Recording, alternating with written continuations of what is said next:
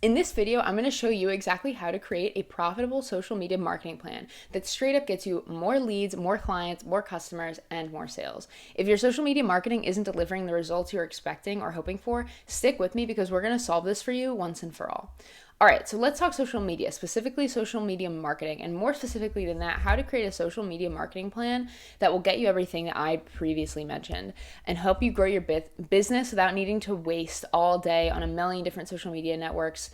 Because after years of being on the social media marketing, grind, well, I found that there's two mistakes that most businesses tend to fall into, whether it be the first or the second, or maybe even both. The first of which is not having a clearly defined social media marketing plan. When this is the case, most businesses tend to be spread way too thin, doing all sorts of things that aren't really delivering results and essentially just burning themselves out and getting really frustrated with social media. And social media marketing, often claiming that it doesn't work or whatever. And the second mistake normally comes after mistake number one, and that's getting stuck on the social media hamster wheel, constantly needing to create more content to feed the social media algorithms, when really it comes down to the algorithms, and it's really like it just is never enough, right? So let's fix both of these things right now. The first piece of the puzzle when it comes to creating a truly effective social media marketing plan is that it's actually going to deliver results. And it all comes down to clearly identifying the ideal target market, that perfect customer that loves you and that loves what you do and wants to tell everyone about how great you are, right? So in marketing, we call this an ICA, or an ideal customer avatar. Essentially, it's a fictional representation or grouping of characteristics or commonalities among your best customers, including clearly identifying their demographic details like age, gender, income, occupation, what city they're in, what province they're in, what country they live in, as well as their psychographic details, like what are their attitudes and interests and beliefs, or any groups that they're part of, what really separates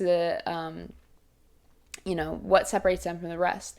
And what distinguishes amateurs from the pros, however, is the ability to take it one step further and really get into the head of that ideal customer avatar in order to figure out their miracles and their miseries. Their miracles are all their wants and dreams and goals and aspirations and everything that they're trying to move towards, and their miseries are all their fears and problems and pains and their frustrations and everything they're trying to move away from. So effective social media marketing, it really helps bridge that and helps them close the gap and move away from their miseries and towards all the stuff that they're trying to get, their miracles.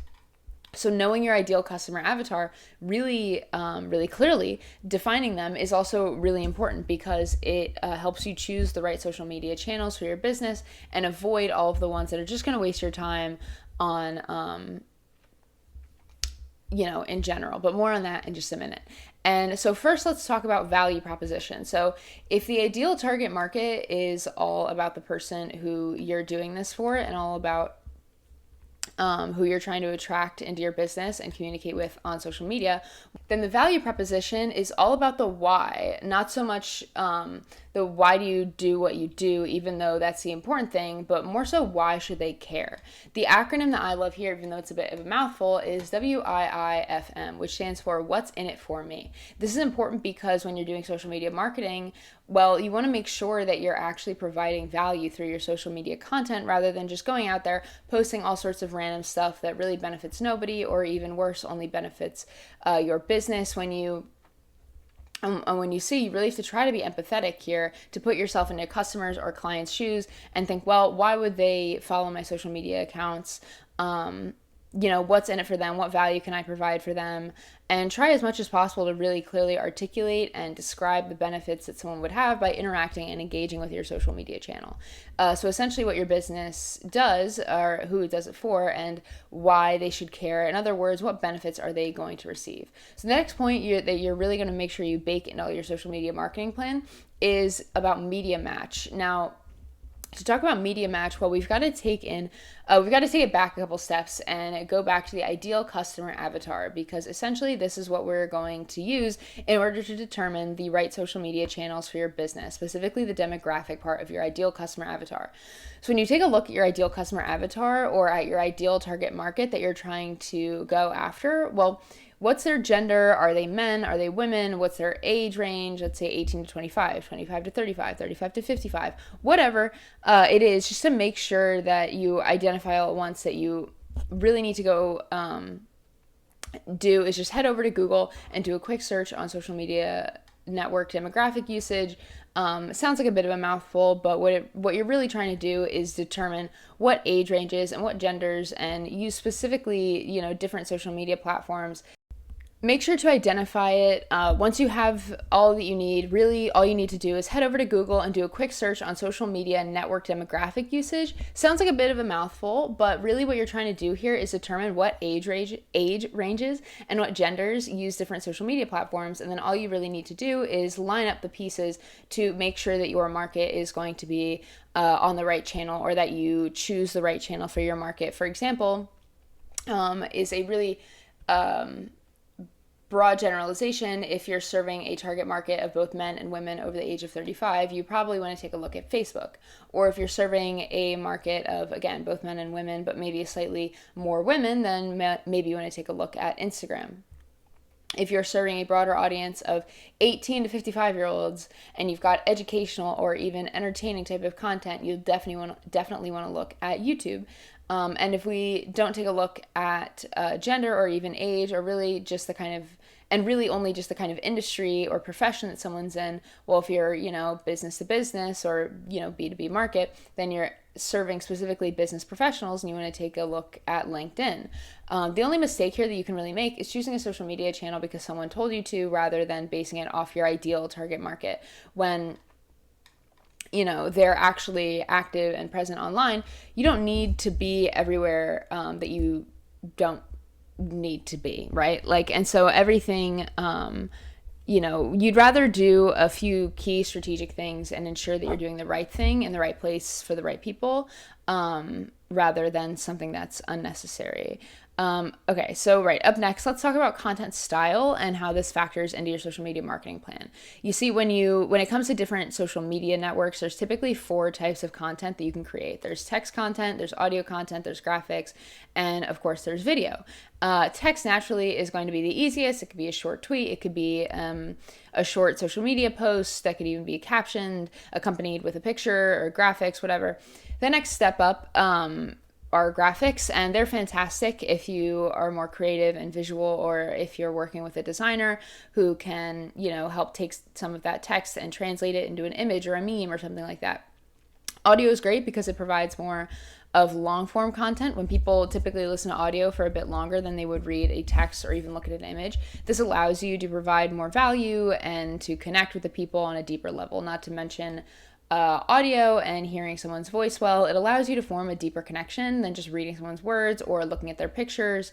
And the 4th type of content you can create is video. Probably no surprise here, but video is still king, and here's why. When it comes to social media marketing, in fact, when it comes to marketing in general, next to being a person and really having that face-to-face communication, there's simply no better media choice than video. First of all, it's just way more personal. Not only can you hear someone's words, but you can see their body language, you can look into their eyes, you can start to get a feel for someone and their personality just way better than you can only through audio, and definitely way better than you can through text. And similar to audio content as well, videos tend to be consumed in larger increments.